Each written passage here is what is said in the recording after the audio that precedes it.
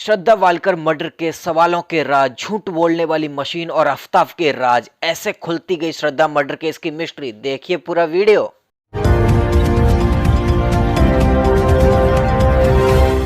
नमस्कार, अतुल्य संसार, आपकी खबरों का संसार। जिस श्रद्धा के साथ आफ्ताब 3 साल से लिव इन में रह रहा था, उसी श्रद्धा को आफ्ताब ने क्यों मारा? अगर श्रद्धा आफ्ताब पर शादी के लिए दबाव डाल रही थी, तो वही श्रद्धा फिर आफ्ताब को छोड़कर क्यों जाना चाहती थी?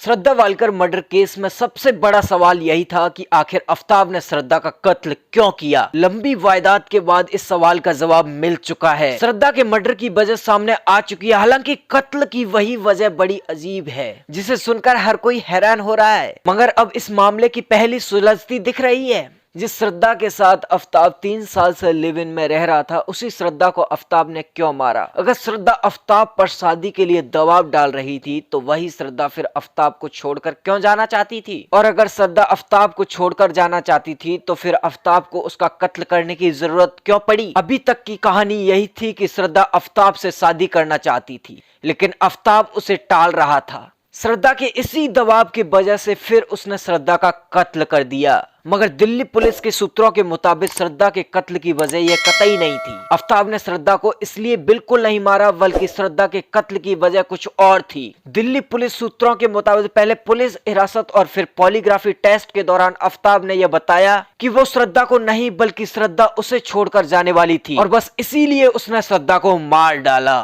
तो आखिर सच्चाई यही है कि आफ्ताब से अलग होने के फैसले ने ही श्रद्धा की जान ले ली। आपकी क्षेत्रीय खबरों के लिए वीडियो को लाइक और चैनल को सब्सक्राइब करें, और अधिक जानकारी के लिए हमारी वेबसाइट को भी विजिट कीजिए।